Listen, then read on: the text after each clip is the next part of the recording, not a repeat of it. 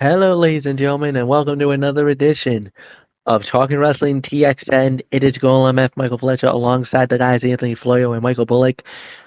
First off, we want to say we want to wish everybody out there a happy Memorial Day, and obviously our thoughts are with the men and women who wear the uniform of the United States of America. It doesn't matter if you're Army, Navy, Air Force, Marines. Today is your day. We memorialize you. Thank you for your service. Thank you for the commitment, and thank you for your sacrifice that makes myself, Anthony Florio, and Michael Bullock, you serve us and protect us. And not only do you do that, but you also protect the greatest country in the world, the United States of America. So with that said, tonight, this episode is for you guys. We hope that you guys are get to watch this by any modes of on social media, if that's on X, if that's on Facebook, if that's on Twitter, if that's on um, right here on YouTube and StreamYard.com. And tonight is for you guys. So normally on this type of night, normally we don't have anything that we do, but tonight we're gonna cover two shows that went down this past weekend. The Saturday night's main event that went down on Saturday, and then of course we're gonna talk about NXT Battleground. Uh, that went underground, I should say. That went down on Battleground. That went down on Sunday. So we got those two shows for you guys, and we're gonna start it off with the Saturday night's main event that was from the Youngling Center in Tampa, Florida, live and exclusively on on um, on NBC and on Peacock in the United States, and I would assume Netflix was probably having this outside of the US and around the world. So we started it off with the tag team fight. It was CM Punk and Sami Zayn, and they went up against Braun Breaker and Seth freaking Rollins, and the winners of the bout in 13 minutes and 10 seconds was Seth freaking Rollins and Braun Breaker. And the reason why that the match came to the end was, well, Braun Breaker got the pin on Sami Zayn for the 1, 2, 3, but there was a little bit of something that happened during that match that caught everybody by surprise. Brig Bronson Reed made his return and basically destroyed CM Punk by putting him through the barricade with a spear. We didn't know it was Bronson Reed until after the fact. And then the beatdown ensued after the match was over, and Bronson Reed hit a tsunami on Punk, crushing his rib cage, and it looks like Seth freaking Rollins has a new member in his stable. And a couple of my guys, when we were watching this on Saturday night, they are now calling it Evolution 2.0. So this was a solid match. This was a 3-star bout. It was a hot opener, but obviously the big story was Bronson Reed not only making his return, but making quite an impact as that as well. So Anthony Florio, it is all yours, my friend. Well, I'll tell you, MF. The biggest development was seeing Bronson Reed join this new alliance. These are 4 guys who each have their own unique style, but with 3 veterans and a young, hungry talent like them, it would have been shocking if they put on anything less than a good show. Adding Bronson Reed at the end was the icing on the cake. And if WWE wants Seth Rollins to get booed more, they should change his theme so the crowd can't sing along with it anymore. Seeing CM Punk hit a code red, that was interesting. And that's really all there is to say on that. And of course, there was a major gripe that came out of this show on Saturday night. Social media was all over this, and some of the other content creators here on YouTube, were the commercials. Yeah, Yeah, overload. Yeah. Well, Major overload. I will say this.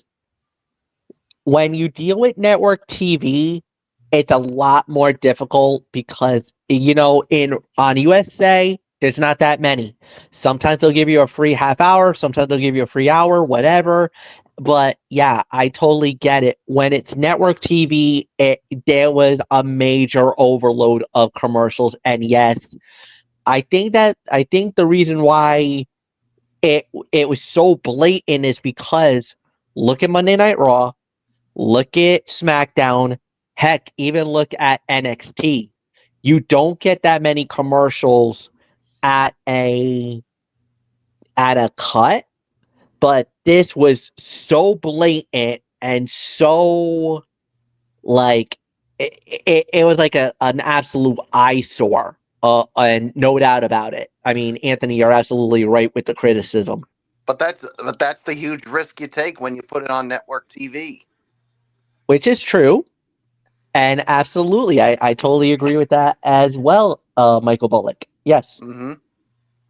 I'm hopeful that come the next Saturday night's main event, which will be on July 12th at the State Farm Arena in Atlanta, Georgia, I'm hopeful that they'll,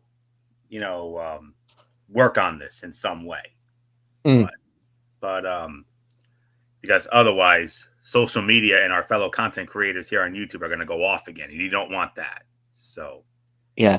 But anyways, the big development out of this, of course, was the addition of Big Bronson Reed joining the faction, joining this Evolution 2.0, Dangerous Alliance 2.0, whatever you want to call it, and MF and MF when I messaged when I put this in our messenger chat on Saturday night's on Saturday night, MF immediately brought up Evolution 2.0, Seth Rollins as the Triple H, Braun Breaker as Randy Orton, Big Bronson Reed as Batista, and Paul Heyman as Ric Flair.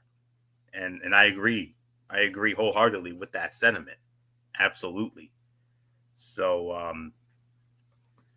and you think about Big Bronson Reed, this is the same guy who delivered 6 tsunamis to Seth freaking Rollins on Monday Night Raw last summer.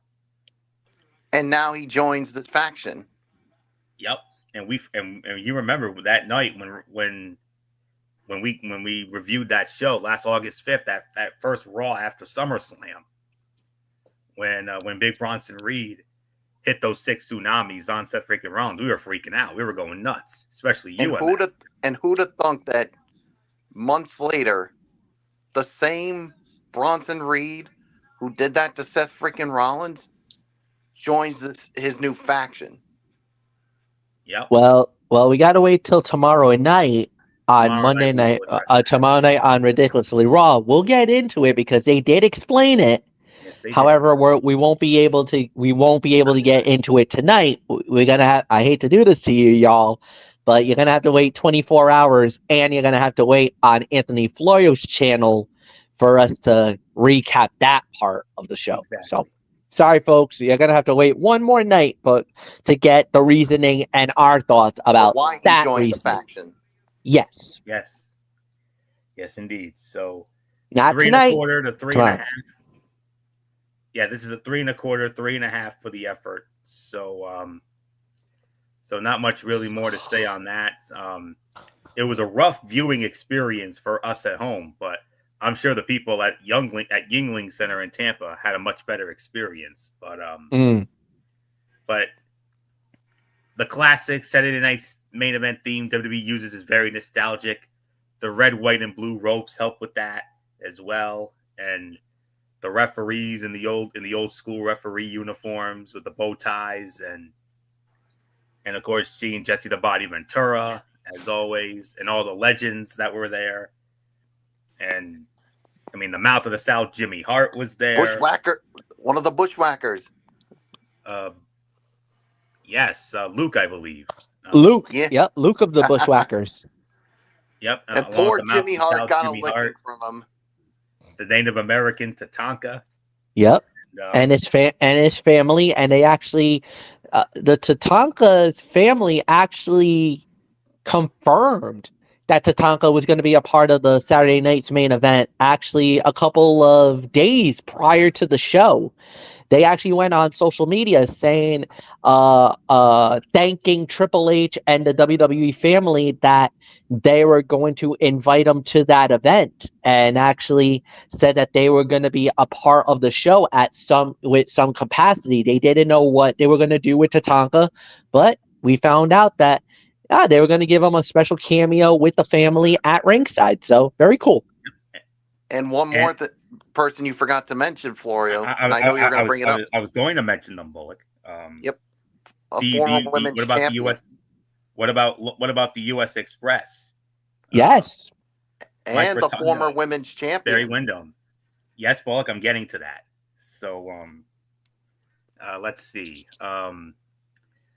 Rotunda and Windham, the US Express, as we all know, inducted into the WWE Hall of Fame last year.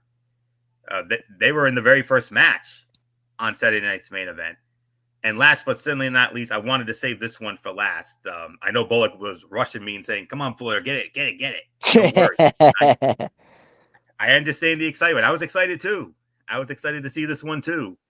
One of the first great women, one of the great women's champions of the 80s.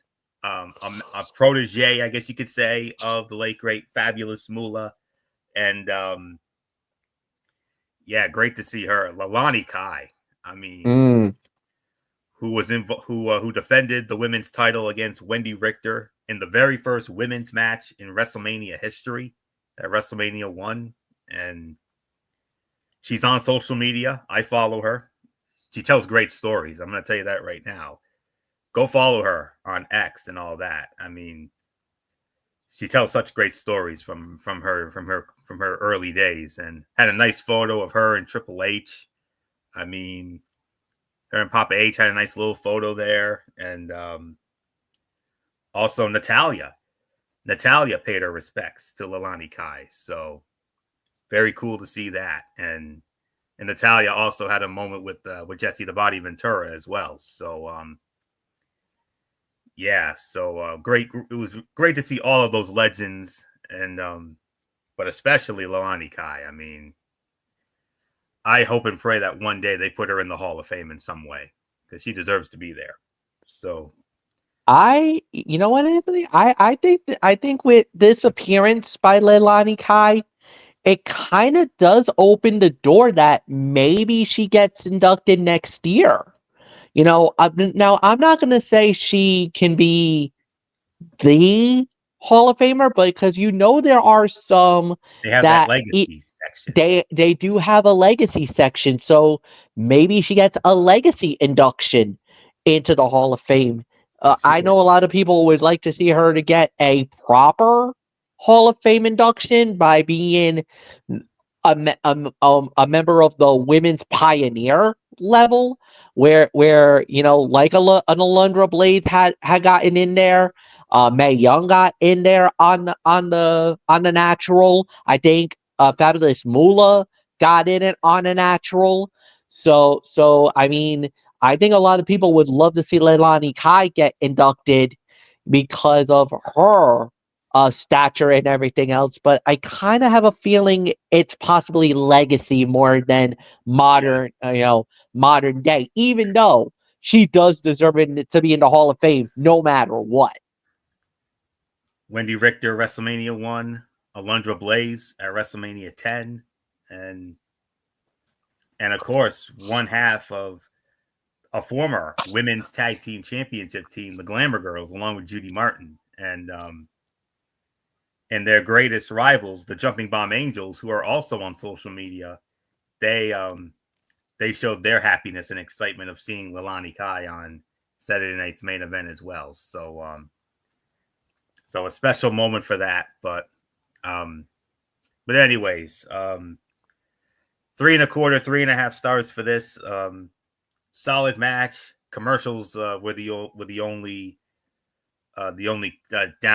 killjoy out of this, and but the big development, of course, literally Big Bronson Reed, now a part of this Evolution Dangerous Alliance 2.0, whatever you want to call it. So, not much more to say. Michael Bullock, how about it? Big Bronson Reed, along with Seth freaking Rollins, Braun Breaker, and Paul Heyman. There's Evolution 2.0. Yeah, this does have the sound of Evolution 2.0, like you mentioned. I mean, we'll see what happens with this new faction, and you folks are gonna have to wait till tomorrow night when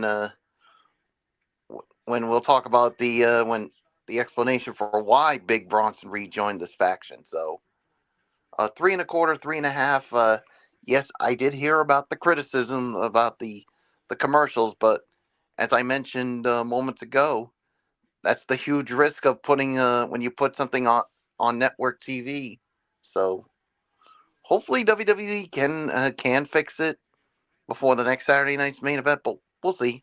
But so 3.25, 3.5 for me. So there's really nothing more for me to say except it's yours, Fletch.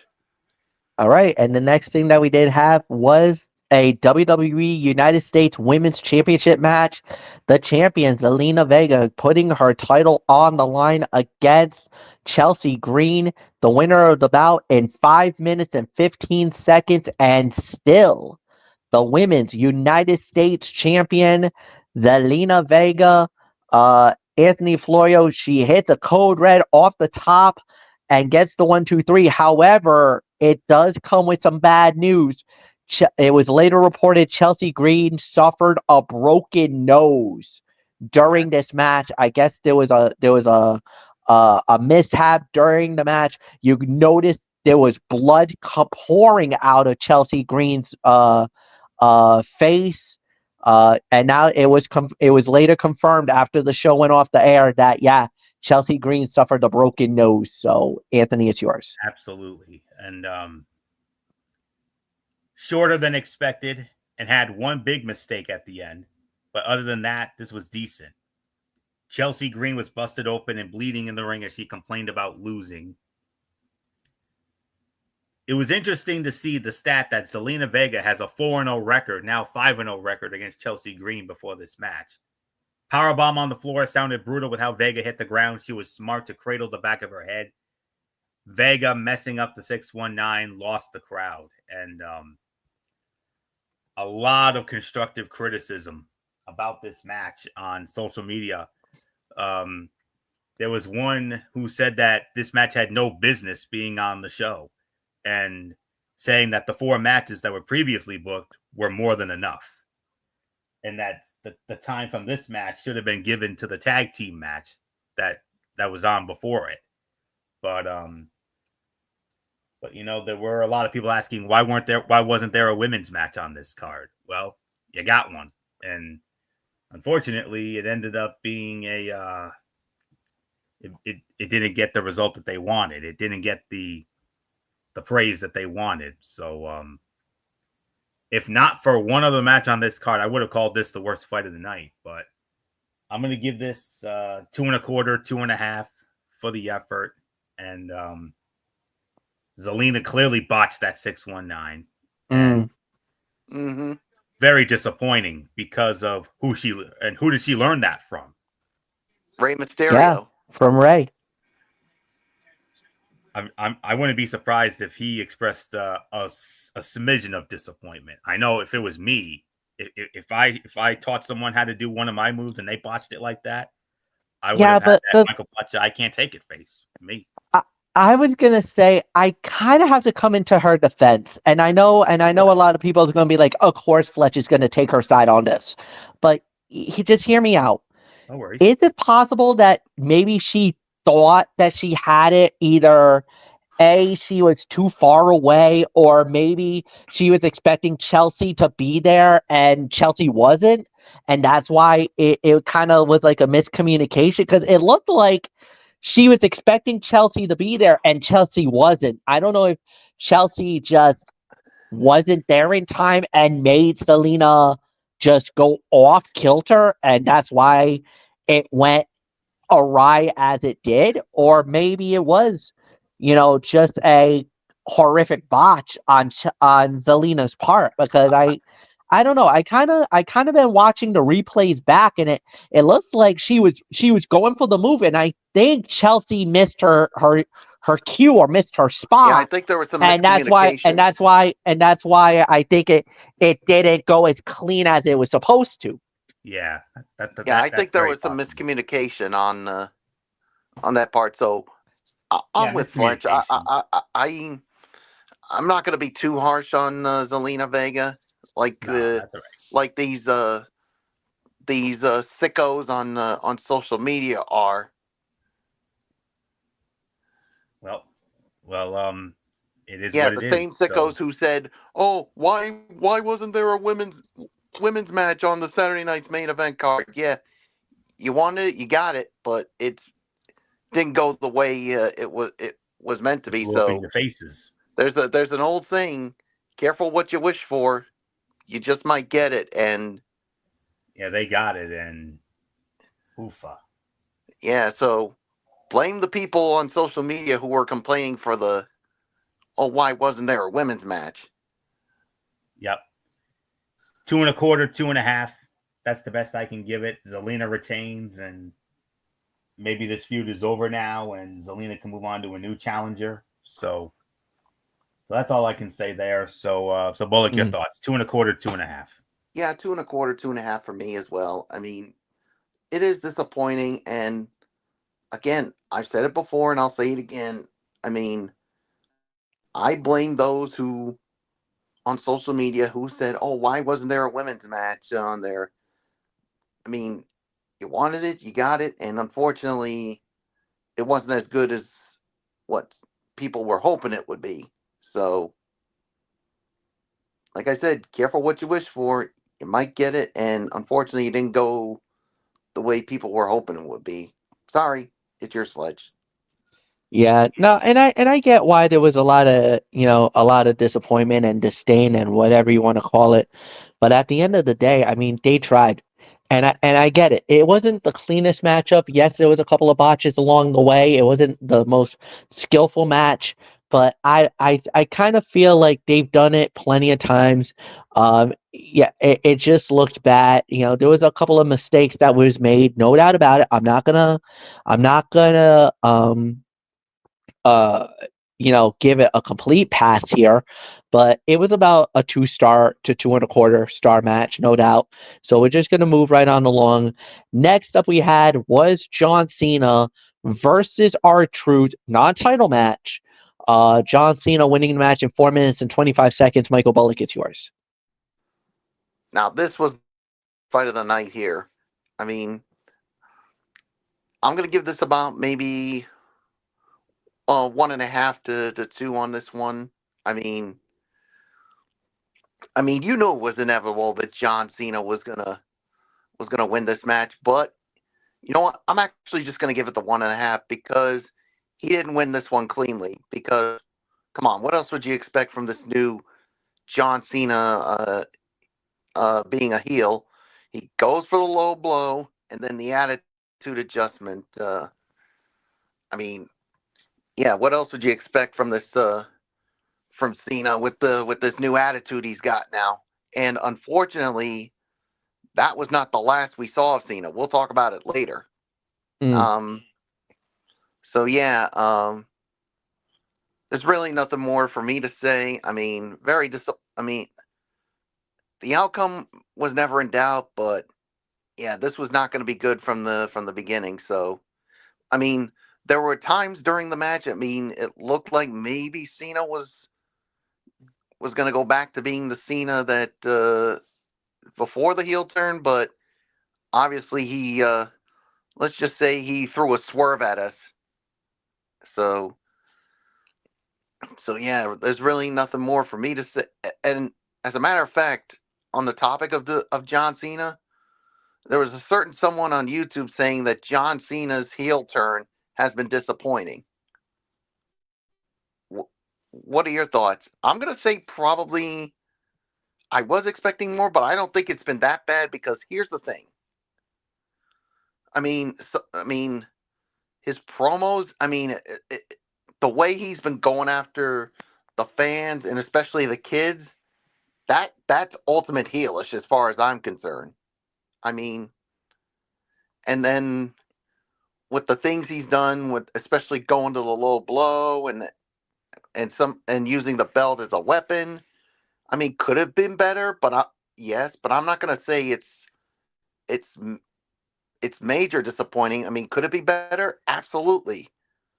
But again, we're still how many months are we now into this heel turn for Cena? I mean, he did the heel turn literally at the Elimination Chamber, which so you gotta go all the way back to February. Yeah, and But is when he turned, and It was the 1st of March. the 1st of March. Okay, I stand corrected. yeah. So So you got to talk about from the 1st of March to now. I mean, we're not even 2 months into it. yeah, so I'm not going to say it's major disappointing, but I mean, I'm going to I'm going to say it's been good, but I think there could be there's the opportunity for some improvement. So I don't know where you guys stand on it, but that's just my personal opinion. It's yours, Fletch. I kind of have to disagree. I kind of have to agree with that streamer, saying that it has been disappointing, and I've been very vocal, hardcore vocal on why I think the Cena heel turn has been a failure, and it has been because of the WWE fans. It has been because of the IWC fans. It's because of them is why this has not panned it out the way that it's supposed to have panned it out. We're not blaming Cena, Cena for this. huh? We're not blaming Cena for this. I mean, No, he's tried his best to go. I mean, ultimate heel, like with no, and attacking the and that's kids. and that's where I was about to go, Michael Bullock.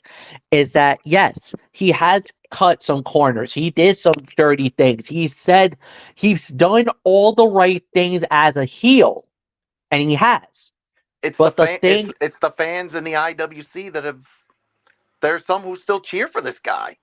yes, and that is why Bullock, can you just please not interrupt me or Anthony because I know you're very Uh excited. oh. I know you want to get involved, and I appreciate your excitement, but please do not do that because that's where you kind of get us a little angry. But what I will say is this: you are right. You're saying all the right things, and that is the one thing that has really annoyed me about the whole Cena the turn is that the fans, and I know that streamer, and I know a few streamers who will not say this because I'm the only one that has been saying it. I'm the only one that's been marching that drum since day flipping one when he did do the heel turn and the whole 9 yards. And Anthony knows it, Michael Bullock knows it because I've gotten myself into a lot of heat, even from my own friends, about my comments about the IWC. And I think Anthony knows it, and Michael Bullock knows it, and hell, me and Bullock went at it because of John Cena, because of the IWC, because of all this stuff. So I know where this has been heading, and that's the reason why. Now, do I think it's been a complete and utter failure? No. Do I think that there could have been some things that Cena could have done differently? Absolutely, yes. But on the mic, he's been money. With the matches, I think it's still prototypical Cena. It's what you get in a John Cena match. So you've seen all the stuff that you can get, especially this match here with R-Truth. Look, this was not going to be anything special. This was literally a fan service match for the fans and more importantly for R-Truth. This is a spotlight match for R-Truth more than anything else. And the reason why R-Truth got a Saturday night's main event match was because of John Cena. Cena loved R-Truth's gimmick. Cena loved how R-Truth is being so loyal to John Cena with everything that's been going on in this story, that's why Cena wanted it to give him the match. So Cena gave him this matchup against R-Truth, and you notice the title was not on the line. It didn't need the WWE Championship. It didn't. What it needed was just them to go at it, let them have a wrestling match, and it was very nostalgic. For R-Truth, Cena comes out, lights out, that one little placard of John Cena's name on the thing as he walks out to the ring, and it was still that eerie, similar. There was no gimmicks, there was no whatever. Truth brought out the traditional Cena look. We had the lights. We had the the music was a little more fire. It was a little more exciting. It was perfect. I had a lot of fun with it. But the match wasn't going to be special because it was, John Cena, R-Truth. But what we had was a solid match for 4 minutes and 25 seconds.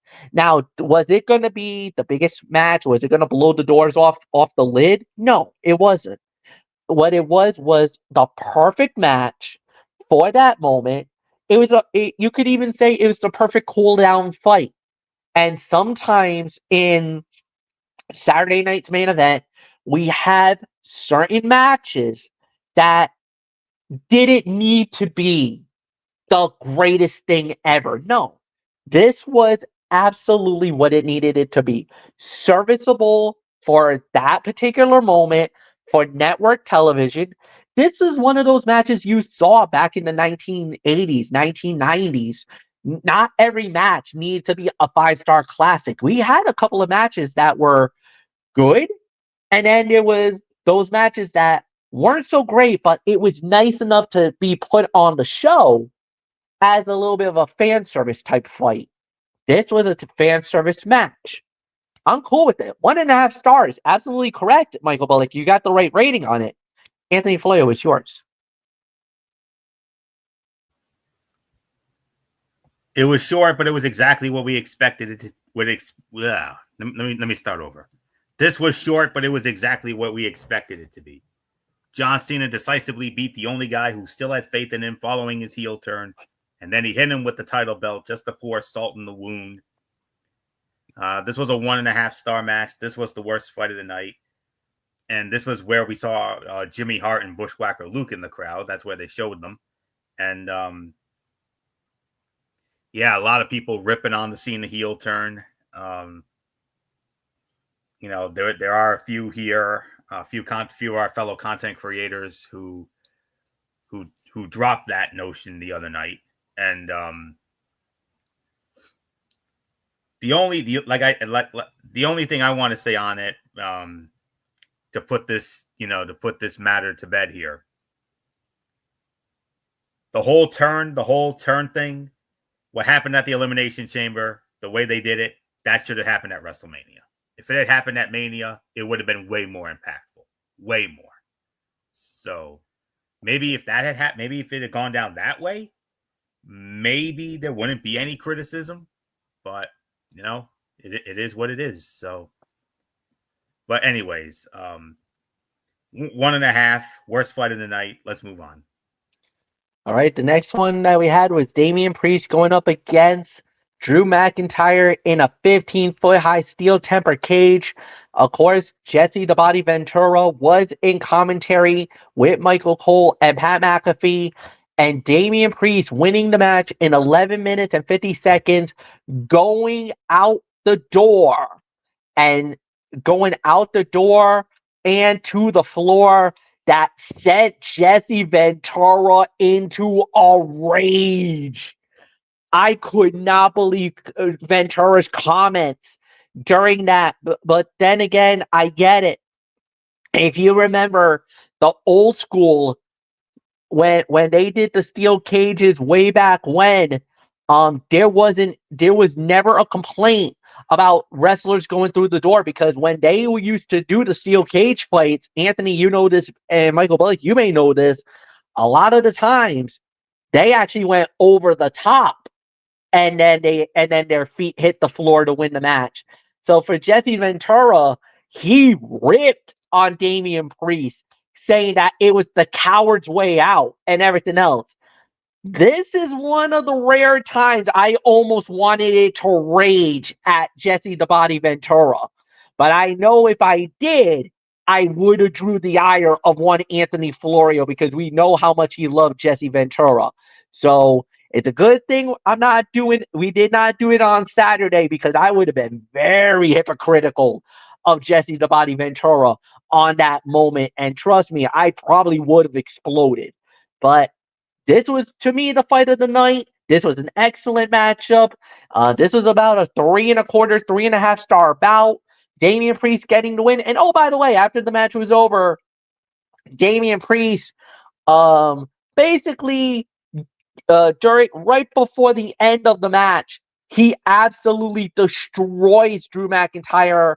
2 chairs and a concerto on Drew McIntyre. It's been announced McIntyre will be out of action for an extended period of time. We do not know how long Drew will be back. I guess Drew's been nursing some injuries, and finally he's going to take some time away to get those injuries addressed. So speedy recovery to you, Drew McIntyre, and Anthony Florio. It is yours. Mad respect to Drew McIntyre for working through those injuries. It's not easy to do that. It really is not. I mean, when you suffer an injury, I mean, they always worry about losing their spot, and that's why some wrestlers have to do that. I mean, as much as we don't want them to, but again, it is what it is. And mad respect to Drew McIntyre, and we wish him a speedy recovery. Let's see, 3.25, 3.5. This feud has had a handful of great matches. This was not the best in their series, but it was definitely a worthy entry. Both superstars came away from this looking like tough competitors, despite one having to lose. Drew McIntyre was not holding back with his chops. And Michael Cole referencing Edge on commentary was surprising. It seems like WWE might not mind if former stars who are in AEW are mentioned occasionally. But it is what that is, another thing there. And of course, Jesse going off saying that, about Damian Priest walking out of the cage door and winning. I mean, that's always been a staple of the Steel Temper Cage rules matches.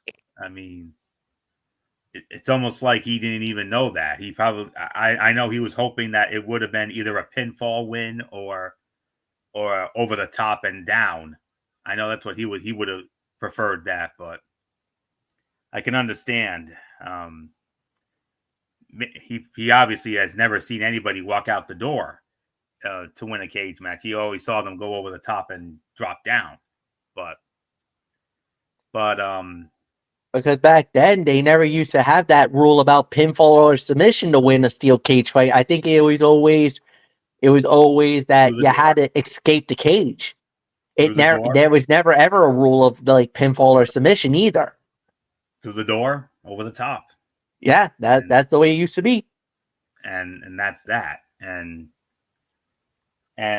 one other thing, there were a lot of people that were hoping to see the old school blue bar steel cage. That would have helped with the presentation. I mean, a lot of people were saying, where was the blue bar cage? If you're going to go old school and you're going to do an old school cage match on an old school nostalgia show, you should have brought back for one night. You should have brought back the blue bar cage. But the problem is that with the blue bar cage, it takes a lot of time for them to accept to set that cage up. Because remember, that's not a cage that you can just hang at the top of the arena and then lower it down. If you remember back then, Anthony, they had to bring that by sections and then set it up. So I think if it wasn't, if the show wasn't like a 2 hour format and maybe a 2.5 or 3 hours, maybe you're allowed to bring the bars in. But under 2 hours, I don't know if you would had enough time to bring the blue bar cage into the building and to have it set up and the whole 9 yards. So I don't know. Three notable events. Three notable events where we saw them literally set up the blue bar cage come to mind. WrestleMania 2, Hmm. Hulk Hogan and King Kong Bundy, and 2 SummerSlams. SummerSlam 1990, The Ultimate Warrior and Ravishing Rick Rude, and of course the greatest steel cage match of all time, SummerSlam 1994, Bret and Owen. I mean, those are the only 3 that come to mind where you literally saw the blue bar cage being put together live as it happened. Yeah. But anyways, that's another thing that people were calling for. And when they said that, I'm like, you know what? I kind of wish they would have. That would have made the old school presentation perfect right there. So, but anyways, 3.25, 3.5. Who knows what's next for Damian Priest after this? Maybe possibly going for Money in the Bank, maybe another shot at the U.S. title. I don't know. Not sure what's next for Priest, but we do know for Drew McIntyre, some well-deserved time off. He definitely deserves it for busting his ass for all these months, and I hope he takes I hope they give him the proper amount of time for him to rest up, and then when he comes back, hopefully he'll be back to what he was doing before. So, speed of recovery, Drew McIntyre, and mad respect to you.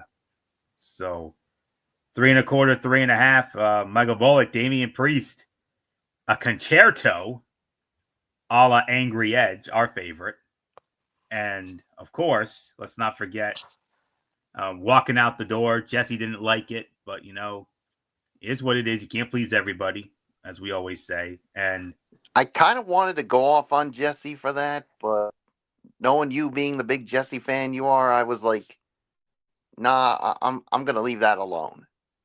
wise choice. Because if I did that, Florio would probably rip me a new one. Oh yeah, he anybody takes a shot at Jesse the Body Ventura, Florio goes Bret Hart 97 on them. That's Trust my me. Yeah, guy. That He's always been my guy. there's certain people and certain individuals you do not poke the bear on. Like that's like me. and Jesse That would have been Ventura is me one or of them. With Bullet. That's like if me or Florio had the gall to say something horrible about the Undertaker. Oh no, Bullock will absolutely just jump on us. Or if we would rip Randy Orton Yeah, or yeah, Triple H. yeah, and I also get why the fans wanted the blue bar cage, but like, but here's the thing, people, and you just said it, Fletch. It takes time to set it up, and with a 2 hour show, do you really want to go through that?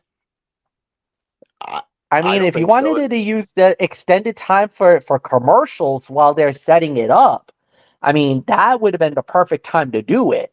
Like if you were gonna do something, because remember, you need a lot of time to set the cage up and then a lot of time to break that cage down. So it's not just like, oh, we can just put the cage up and that's that. Just No, like no, no, that. no, no, no. It takes a good at least 5 minutes, maybe more, in order for them to get that cage set it up.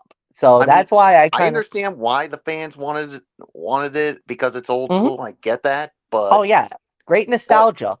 but the thing is, like you just said, it takes time. And Yep. do you really want to do it when it's only 2 hours? Now, if they did it 2.5, maybe 3, then that's a different story. But for this occasion, no, no, they had to go with the typical steel cage. So 3.25, 3.5. Yeah, this finally puts an end to this feud. So who knows what's next for Drew McIntyre? I mean, for Damian Priest, but man, hopefully you get better soon, Drew. I mean, to go through all those injuries that you had just to be in this match, that's mad respect, man. Hopefully you'll be back on your feet soon. So, nothing more to say. I think this is where we get to the main event, Fletch. Yes, we do. And you know what? I must say, I'm pretty sure Triple H and the boys and the creative probably is thinking, you know what? Okay, we hear you. Maybe we might bring it. We might do the blue bar steel cage in the near future. Just so that, just to give those fans what they want. We may see the cage maybe in the very near future. Remember, they got another show coming up in July, and it seems like they're gonna do this very quarterly from now on. So every 4 months, we're gonna get a Saturday night's main event. So if they don't do it now, maybe they'll do it in July. Hell, maybe they might do it down the line. You never know. You never know with them. But I know one thing for sure. If they, they're gonna listen to that. Sometimes they will actually listen to the fans. No matter if it's a good decision or a bad decision, they will listen to you guys. They're not like the previous regime. They're not like that guy. So obviously they hear you. They're listening. They hear you. So that's all. And now on to the main event. Jey Uso versus Logan Paul. Jey Uso winning the match in 9 minutes and 45 seconds to successfully defend the World Heavyweight Championship. However, after the match, Anthony Floyo, you alluded to it, John Cena hit the ring, attacked Jey Uso. However, Jey Uso had some backup. None other than the American Nightmare, Cody Rhodes, the former undisputed WWE champion, and he laid down the challenge, and it was accepted at Money in the Bank. It is going to be John Cena and Logan Paul, and they're going to be teaming up against the American Nightmare, Cody Rhodes, and the World Heavyweight Champion. Main event, Jey Uso. My goodness, what a matchup that's going to be. But more importantly, Anthony, the champion remains the champion as Jey Uso successfully defends at 9 minutes and 45 seconds over Logan Paul. Yeet. Yeet. The match started with a little less than 15 minutes left in the show, so we knew this would not be a battle of attrition. It would be a relatively standard bout with a few standout spots. As Jey prepared to win with the Uso splash, John Cena showed up and pulled referee Rod Zapata from the ring. He attacked Jey Uso as Logan Paul looked on confused. Cody Rhodes' music hit, and he ran to the ring to fight off John Cena. Logan Paul missed Cody Rhodes with the brass knucks and ate a spear from Jey Uso before he hit another Uso splash for the pin and the win. It looks like, well, it's not that it looks like, we will get a tag match between these four men at the Money in the Bank pay-per-view on June 7th at the Intuit Dome in LA. John Cena, it's going to be Cody Rhodes and the World Heavyweight Champion main event Jey Uso versus the undisputed WWE Champion John Cena and Logan Paul in a tag team match, playa. So, Logan Paul is someone WWE can never try to book as a babyface. He is too disliked for his antics for him to win over the crowd. But his springboard moonsault looked pretty good, and Jey slowed down way too much before his failed tope suicida. He telegraphed that Logan Paul would counter it. So this is about a 3-star bout, and business has picked up, and Cody Rhodes is now back. We can revisit him and Cena down the line. Many are saying maybe SummerSlam. I don't know. We'll see. See how that plays out. And we got the big tag match now, and looking forward to seeing how that plays out. Hopefully it stays a tag match. Hopefully this does not become a 6-man with a certain rapper that does not need to be involved in this match. Absolutely not. I heard the rumors about it too, so I don't know. I mean, is it possible? Yes. Do I think it's gonna happen? I don't know. That I hope not. it's I a hope toss not. up. It's a toss-up. We'll see. We'll see. Yep. So, but anyways, I can only give this about 3 stars. Commercials ruled the roost again, and the theme of this show. So, so not much more to say on that. So, Michael Bullock, our boy, he did it again. Our man, main event Jey Uso, still the world heavyweight champion. And there's only one thing we need to say about that: 4 letters, 1 word. Yeet. Yeet. And I think there's a certain 2 words that we have to say to John Cena for trying to cost Jey Uso the World Heavyweight Championship, Florio. No, I think That's a we know major those 2 words. no. Would it be 2 words that I would say like Howard Finkel? No. Oh, no. no, It's no, what no, Fletch no, just Florio. said. It's a no yeet. Oh, It's- no yeet. No Come on, Florio. You were supposed to be on top of this, man. Too many things going on here. Yeah. So to you, John Cena, for trying to cost Jey Uso the World Heavyweight Championship, especially after your confrontation with him backstage. 6 letters, 2 words. Words. No, No yeet. And if you can't handle it, I'm not even a fan of Jey Uso, and I knew what the hell was about to happen. Oh my god, man. Yeah, what's wrong with this picture here, Fletch? I know. Yeah. But hey, at least I knew where you were going with it, Bullock. So that's all. At least Fletch, you knew. Florio, Hey, that one really like he caught me off said, guard. there's a lot going on tonight. So I definitely can sympathize with Florio on that one. I get it. Yeah, so you, John Cena, it's a no yeet for you. So yeah, and you may get your comeuppance come Money in the Bank when Cody Rhodes and Jey Uso try to get their hands on you for what you try to do, and now you're teaming with this YouTuber. Yeah. All I can say is I can't wait to see what goes down with this. So 3 stars for me. Fletch, it's yours. Yeah, it's definitely a 3-star bout. It was definitely a solid main event. I thought they did a really good job with it. The outcome was never in doubt. You knew the title wasn't going to change hands here. I mean, God forbid. Can you imagine Logan Paul as the world heavyweight champion? I mean, yeah, if you thought it was bad, then it would have been absolutely nuclear if that would have happened. But That's I a know big time no WWE. yeet if that happens. I was gonna say I know a lot of people in WWE's been very high on Logan, but I don't think putting the world heavyweight title on him would be the right decision, especially right now. So I don't know. That's just personal opinion. I'm not incorporating anything beyond that. But yeah, solid matchup, the good main event. Michael Bullock, you lead off on the overall review of the Saturday night's main event.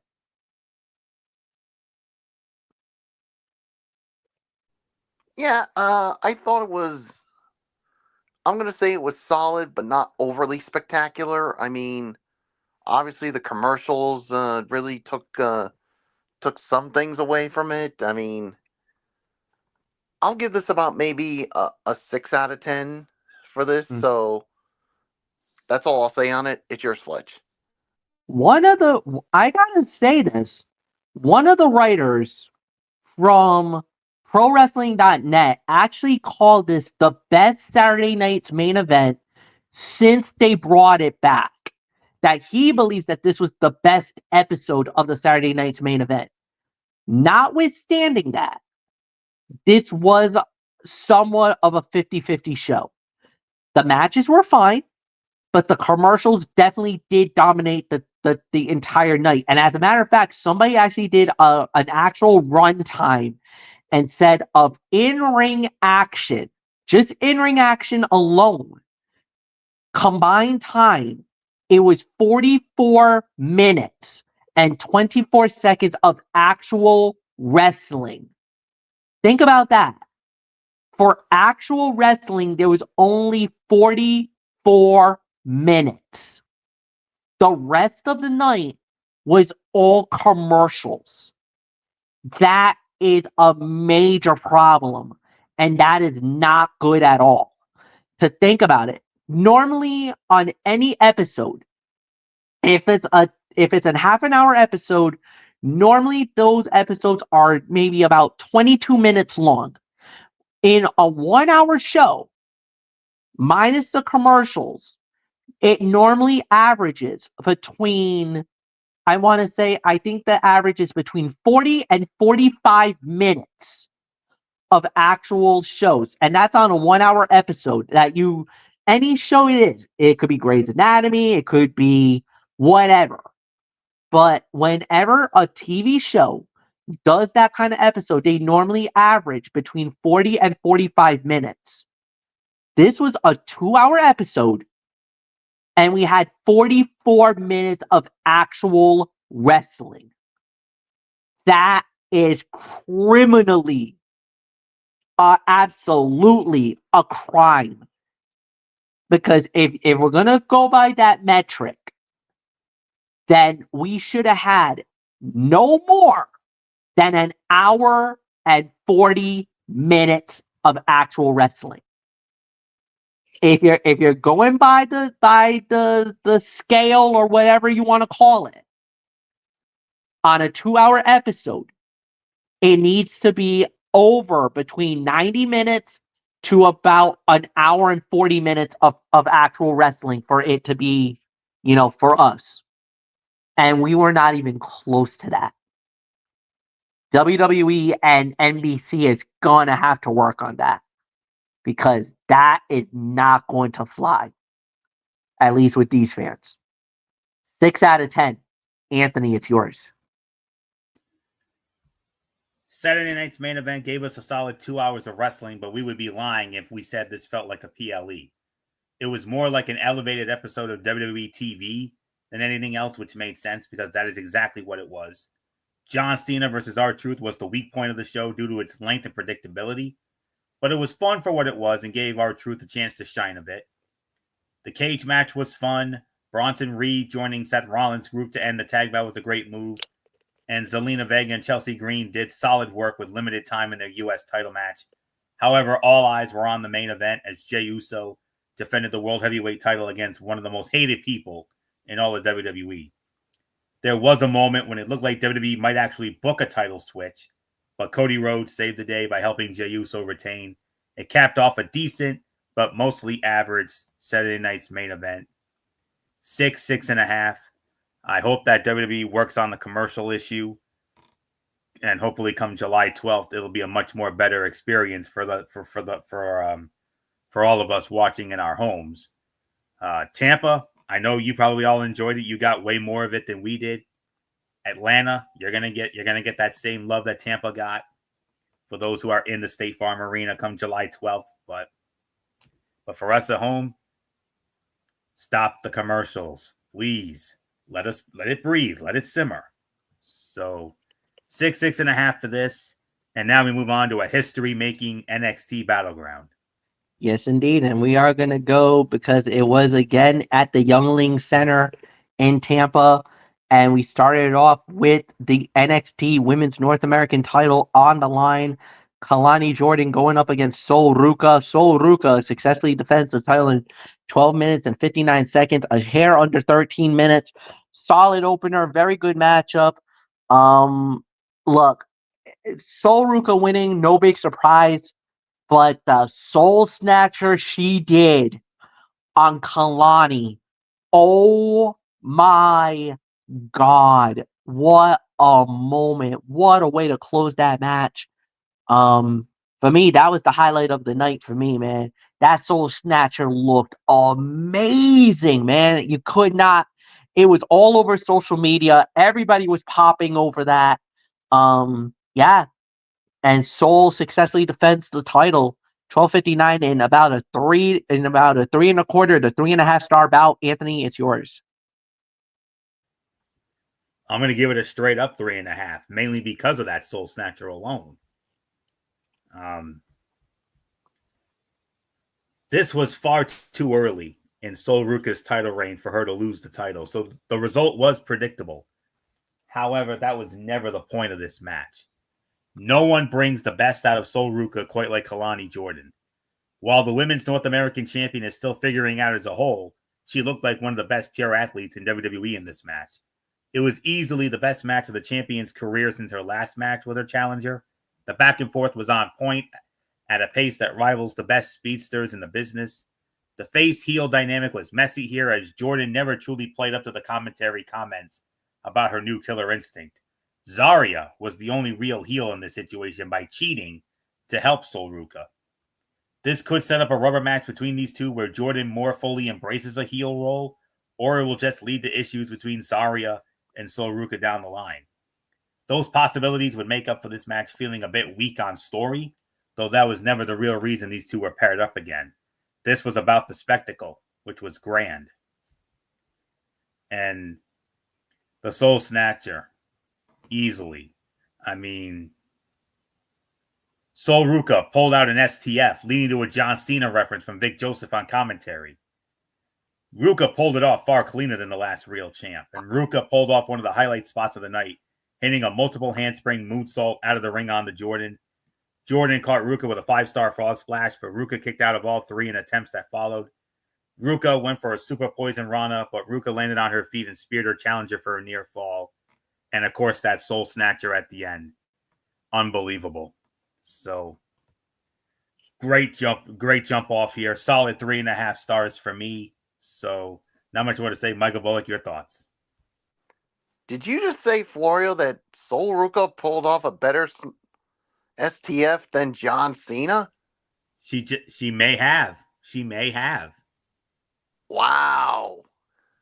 I have to admit, it was pretty clean. It looked pretty good. I can't, I can definitely make an argument. I don't know if it was better than Cena, but it definitely looked good. I definitely was very impressed with her STF. But you better hope John Cena doesn't get a hold of this. Because he won't. He won't. He Don't worry does, about and it. he hears you say that. He's gonna go ultra heel on your ass. Okay. That's what I'll say. That's all I'll say. What he does after that, well, who knows? 3.5 stars, but yeah, that Soul Snatcher, man, that was probably the best one I've ever seen from her. I mean, the way she did it was, it really even impressed me. And yeah, where they go from here afterwards, who knows? I mean, we'll have to wait and see. So there's really nothing more to say. Let's move on to the next match on the card. 6-man tag team fight as it was Hank and Tank and Josh Briggs. They went up against the Call-In. Brooks Jensen, Nico Vice, and Sean Spears. And it was Hank and Tank and Josh Briggs winning the match in 9 minutes and 26 seconds. Anthony Floyo, it's yours. Worst fight of the night, 3 stars. If there was one match on this card that did not belong on paper, it was this 6-man tag match. On a night of mostly championship action, it would have made more sense to have a tag team title match. Beyond the surprise Yoshiki Inamura appearance after the bout, none of this action proved that wrong. The match was fine, but easily forgettable, with a few noticeable awkward mistakes. The Culling ended up looking worse coming out of this and never got a real title opportunity throughout. This was an unnecessary filler spot on a show that did not need it, especially since Dark State remains the only real threat to Hank and Tank and the NXT Tag Team Championships. And Briggs and Inamura embraced after the surprise return of the Noah Star. And there are only a couple of spots, though. Nico Vance sent Hank headfirst into the steel post so hard that the sound of the impact rang out throughout the arena. You could hear that crunch. And Vance and Jensen planted Tank in the ring and seemed to get a 3 count before Hank broke up the pin, but the referee was slow on the count, and it caused the crowd chant of "Ref, you suck." And I also think I heard a "that was 3" chant as well, and then they went into the "Ref, you suck." Yes, they did. So, but anyways, And then after the match, and then there was a backstage moment after the match where Sarah Schreiber interviewed Mike Santana from TNA, who made clear that he wanted the next shot at the TNA World Heavyweight Championship. Charlie Dempsey of the NQCC disrespected Santana, but Tavion Heights challenged him to a respectful match on NXT. And tomorrow night, we're gonna see Mike Santana on NXT tomorrow night. How about that? So against Tavion Heights. So that's gonna be something else. But for me, worst fight of the night. I will give it 3 stars for the effort, but it was still the worst fight of the night because all the other matches on this card were far better. Didn't really belong on the card. I would have preferred a tag title bout of some sort, but it is what it is. So 3 stars, Bullet, go. Yeah, 3 stars by default, the worst fight of the night, even though it really wasn't a bad match at all. I mean, I know that, like you said, there are a lot of people who are saying this match had no business being on the card, that it should have been a tag team match, but the thing is, when it's a good match and 3 stars like we gave it, I'm not going to really complain that much about it. Now, if this was a terrible match, then I would fully say, take this thing off the card. So, yeah, but yeah, Mike Santana gonna make his debut on NXT to take on Tavion Heights. That's gonna be something to watch. So, nothing more to say. It's yours, Fletch. Yeah, no. I'm on the side of that. Should this have been on the card? No. I completely understand where you guys are coming from, but I kind of felt like it was fine. I mean, it was kind of more of a cool down fight, and a lot of the times that's exactly what you need. Because let's be realistic, Sol Ruka Kalani was pretty hot to start, and they needed a perfect cool down match, and I kind of felt like this was it. So, I kind of feel like there's really nothing more to add there. So let's just move right on along. And yes, I'll give it the 3 stars. We had Channing Stacks Lorenzo versus Tony D'Angelo 1-on-1. Stacks wins the match in 15 minutes and 14 seconds. Michael Bullock, it's yours.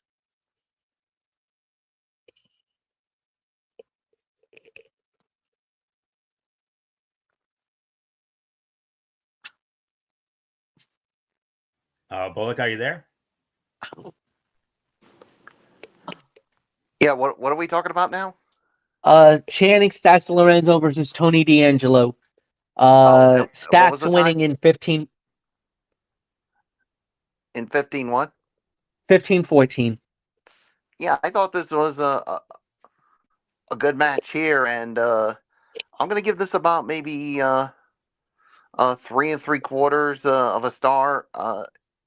And the thing is, just when it looked like Tony D'Angelo was gonna go for the win, here comes I have a tough time pronouncing his name. Who is it, Fletch? Luca Crucifino? Luca Crucifino, yeah. And all he did was just stand there. And then that's what led to Stacks hitting the low blow and of course hitting his finisher and getting the win. So my question is, where does Crucifino stand? With Tony D'Angelo or with Stacks? Hopefully we'll get some answers come Tuesday night or tomorrow night, I should say. Yeah. So really got nothing more to say. It's yours, Fletch. And you notice Luca was trying to reason with Tony, and Tony pushed him off like, nah, man. Like, I don't know what you're up to. I don't know what your play is. Tonight's not the night. I don't want to talk about it. And he bailed. I don't know.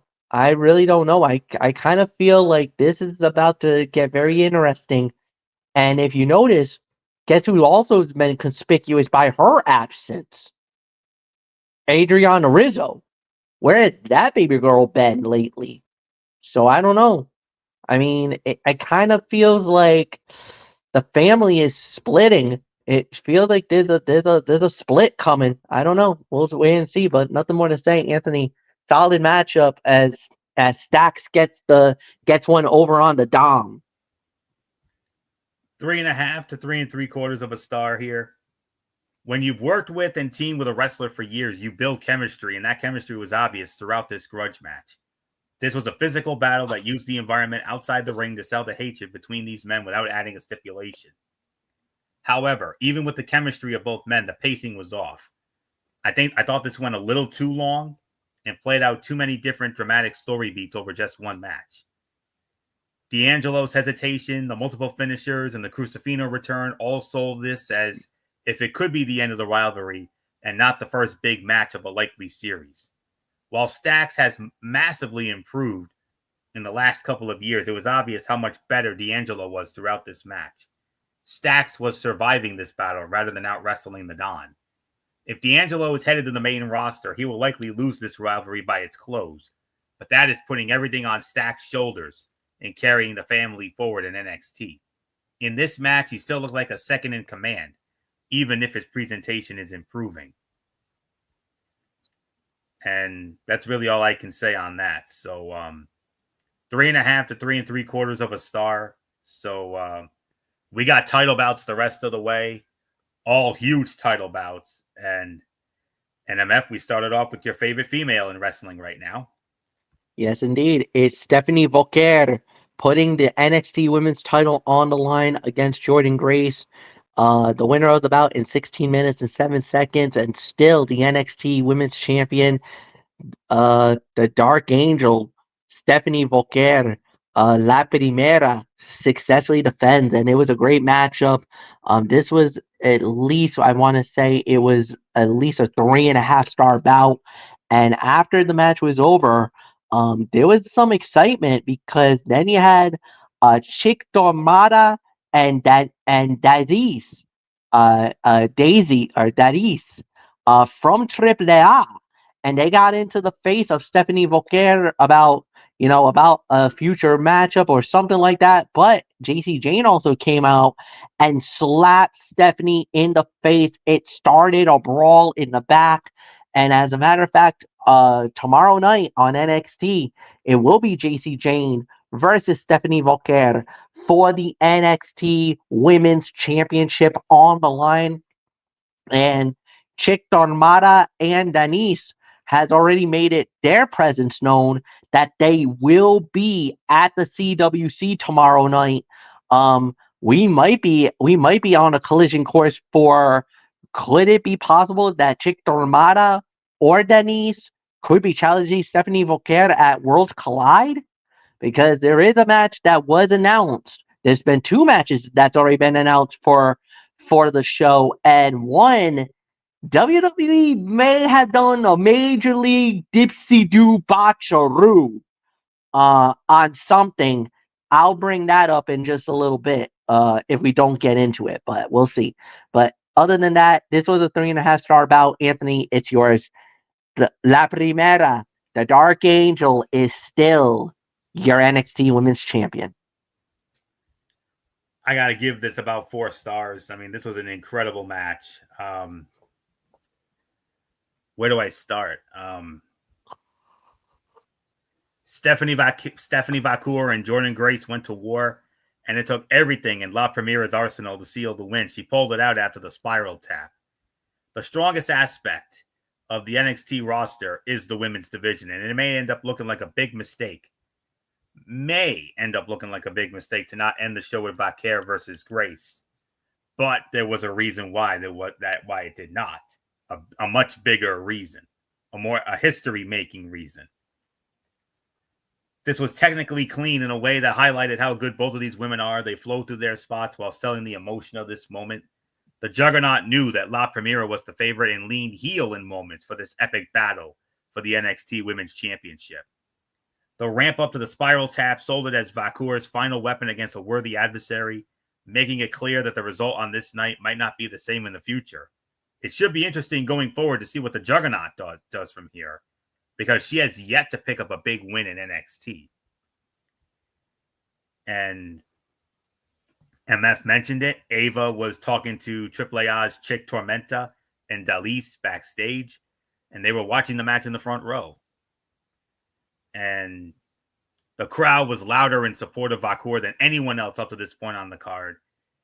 And backstage, like MF said, Vakur was arguing with Tormenta and Dalise, and then JC Jane slapping Stephanie in the face, forcing officials to break up a major brawl. And JC Jane pretty much called her shot. She says, I want the women's title. And, well, she's going to get a shot at it tomorrow night. So tomorrow night on NXT, JC Jane, Stephanie Vakur for the women's title.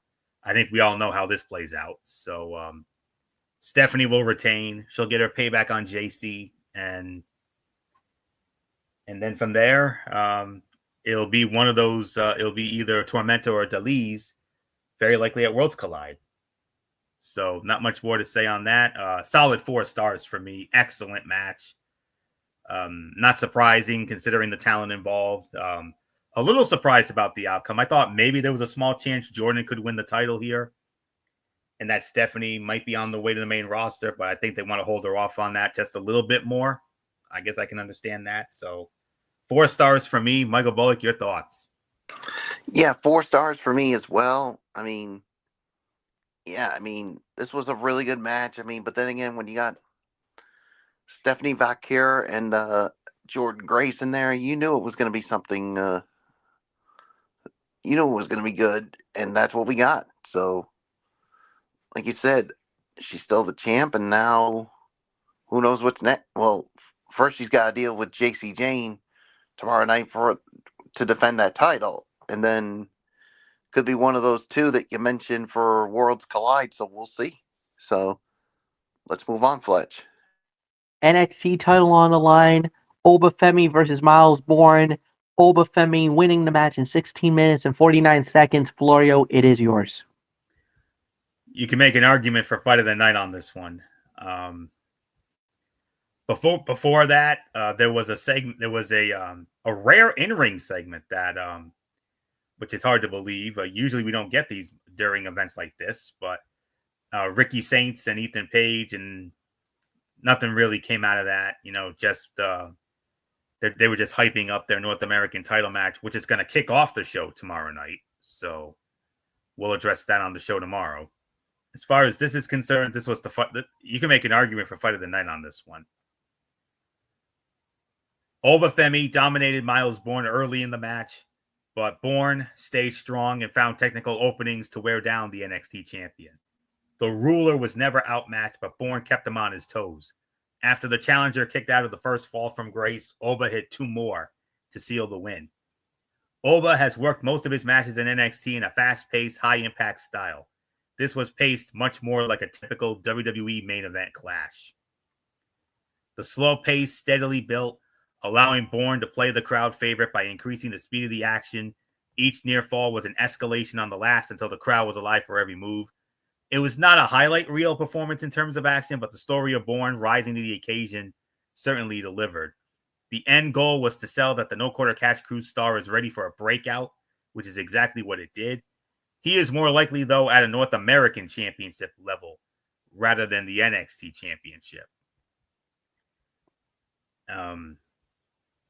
While Bourne was supposed to be the underdog babyface in this match, the crowd was behind Oba from the start. And Oba gave a nod of approval to Miles Bourne before he headed to the back. So not much more to say on that. 4 to 4 1/4 stars. Very good match. And yes, the outcome was never in doubt, but man, they made Miles look really good in this match. And there were a couple of moments where he almost pulled it off, but the ruler stays the ruler. The big money match, we all know what it is. Obafemi versus the winner of LFG on the men's side, Jasper Troy. And we'll see we're going to see Jasper Troy make his NXT in-ring debut tomorrow night. If you haven't seen LFG, you didn't get a chance to see the LFG series, wait till you see Jasper Troy. You're going to be very impressed. I know I was when I watched it religiously. So 4 to 4 1/4 for this. Michael Bullock, outcome was never in doubt, yes, but Boy, oh boy, they made Miles Bourne look like a damn near $1,000,000 in this match. Oh yeah, and this was definitely better than what we all expected. I mean, we were thinking that this was. I mean, Olba's gonna squash Miles Bourne, but boy howdy, I mean, he gave Olba all he could handle, and but at the end, the ruler stays the champ. So 4 stars for me. It's your Sledge. Agreed, 4 stars. We're just gonna move on right to the main event because you guys pretty much said everything. All right, here we go. For the first time ever in WWE NXT history, another company's promotional title was on the line. It was NXT versus TNA. The TNA World Heavyweight Champion, Joe Henry, put his championship on the line against NXT own Trick Williams, the winner of the bout, in roughly 15 minutes. And the new TNA World Heavyweight Champion, Trick Williams. Michael Bullock, it is all yours. What was the time again? 15 minutes even. I'll give this about another 3 3/4 of a star. I mean, yeah, history was definitely made, and yeah, Trick Williams is now the new TNA World Champion, and I don't know if you saw, but I think that was the president of TNA that was there. Yes, I as the TNA guru here, I can confirm that was indeed Mr. Carlos Silva, the new president of TNA Wrestling. And you could just see the look on his face. He was, let's just say, he wasn't overly excited. Because, but then again, Trick Williams, you could just see he was literally rubbing it in every face, especially in the TNA president's face. It's almost like his way of saying, "You expected your boy to come out and keep the company's title? No, I took the title, and get used to me, Trick Williams, as the new champion." So, but the problem is, I mean, and the thing is, remember when we talked about? I mean, Trick Williams is now a heel, right? Am I correct on that? Yeah, I think we can definitely confirm he is definitely a heel. Yes. And but the thing was, after the match, there were still some fans who were doing the whole whoop that trick thing. And I think we can say legitly. I think he's getting the Seth Rollins treatment. Believe it or not, that's what yeah, that's what that's what I I'm think coming off. I think the thing they got to do, and this, if you want to make Trick Williams as a heel, I think you got to make some improvements to make him the full heel. I mean, maybe changing his theme. That's the way to get him to stop that whole whoop that trick thing, because it's the same thing that we're seeing with John Cena as the champ, because he's doing heelish things, but there are some fans who are still cheering for him, and Yes. that's the thing that we're seeing here with Trick Williams.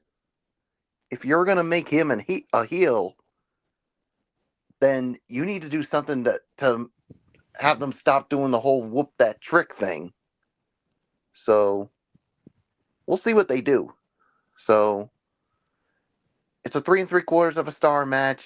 So that's just my opinion on it. It's yours, Fletch. Yeah, 3 3/4, no doubt about it. History made. I won't call it unprecedented crowning because it's not, because he did cheat to win the title. So, but I will give him the history being made because it is history. For the first time ever, a WWE superstar, you know, you can call it NXT, WWE, whatever, but they just took away another company's title. We said it was bound to happen. We said, wouldn't it be something if something like this was going to happen? I called it. I predicted it. I thought Trick was going to be the one to do it. I got a lot of flack from a lot of people on social media, not just by my own colleagues, but by a lot of people from the IWC. And now look what just happened. Trick took the belt away. Now what? That's why I say to all yous, now what? So we'll wait and see what happens. It could be Mike Santana. Santana said that he wanted it the winner of Trick versus Joe Hendry. I think Anthony's prediction may come true. I think if they do Trick Williams versus Mike Santana, there's a very good possibility Mike Santana may be the next TNA World Heavyweight Champion. So we'll wait and see how it plays out. But Anthony, it is yours. I mean, you're the Port Authority in TNA. My goodness, has the landscape changed forever with now Trick Williams as the TNA heavyweight champion of the world.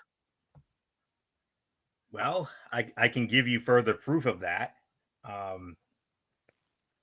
Because I came across something on Mike Santana's Mike Santana posted I saw something that he posted on his X earlier. I'm trying to find it here. In regards to this, it's pretty much a tie-in to this. All right, I think I got it here.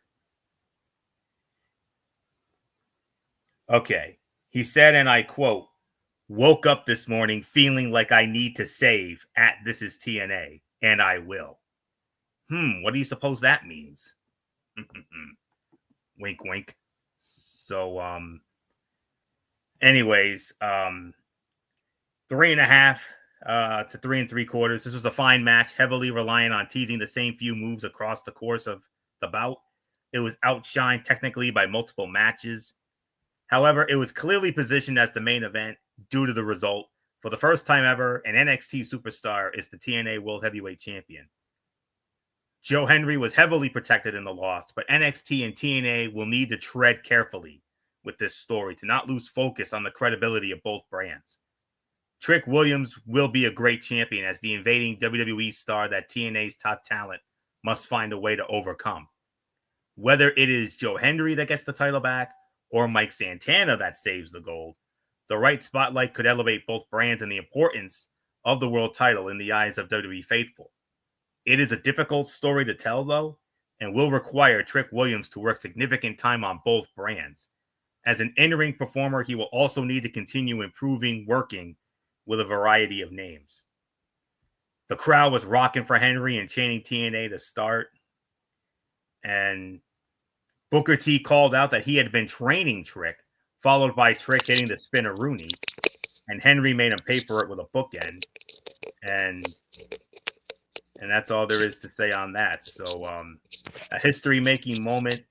When we did our preview the other night, I'm not at all surprised this ended up being the main event. I told you guys this was going to be the main event, although MF wasn't on the show. But I told Bullock the other night, I said, don't be surprised if this was the main event. And lo and behold, look what was the main event. I told you guys. So, but, and the only reason why, not just because of the historic significance, but also because of the fact of the result. And I don't know if it'll be Joe Hendry getting it back, but I think the most logical choice, and especially after he showed up in the backstage area, and considering that he's going to be wrestling on NXT tomorrow night, I would not at all be surprised if it's Mike Santana who ultimately dethrones Trick Williams for the NXT Championship. And I got the perfect date and location for it. Sunday night, July 20th. One of TNA's biggest events of the year. Slammiversary in Long Island. Mike Santana's from the Bronx. Makes sense? I think so. Yep. So it's practically Santana country. Long Island and the Bronx. 2 of the 5 boroughs. Enough said. 3.5, 3 3/4 overall review, and I believe it's MF who starts it. It is, and this is a solid show. I'll give this about a 7.5 out of 10. I thought they did a really good job with it. I think it could have been better in certain areas, but not too bad. So 7.5 to 8. Anthony, go. Battleground sold the women's division as great while delivering the biggest story moments with the men. In particular, Stephanie Vacour and Jordan Grace delivered the match of the night with technical quality that will match any singles match on the main roster. Sol Ruka and Kalani Jordan delivered the biggest athletic spots of the night in a rematch that lived up to the hype from their original bout. Trick Williams, though, will be the talk of the show after defeating Joe Henry in a decent bout, capturing the TNA World Heavyweight Championship. Miles Bourne raised his level on the card by fighting Obafemi tough in his loss for the NXT Championship. Tony D'Angelo and Channing Stacks Lorenzo felt overbooked, but still delivered the drama, selling a shifting dynamic in the family. Even the throwaway six-man tag match was aided by the return of Yoshiki Inamura, a needed presence in the men's tag team division. Overall, Battleground was a good show for NXT, but should not set the long-term standard, especially for the women's division. Stephanie Vacour proved she deserves more than just good opponents. She deserves the same level of dramatic storytelling going into the summer. I will give this a solid 8, teetering on 8.5 out of 10. Nothing more to say. Mr. NXT, Michael Bullock, take it home. Yeah, 8 for me as well. I mean, there are some things I thought that could have been better, but all in all, I thought it was a good show. So there's really nothing more to say. Fletch, let's call it a night. All right, and we do indeed call it a night. We are done for the night. Tomorrow night is another edition of Ridiculously Raw, Monday Night Raw, and NXT recaps by Anthony Florio on his channel, The Tone 25. We will set the rest of the table after that for you guys. So until then, have a good night, everybody, and we'll see you all tomorrow. Bye bye.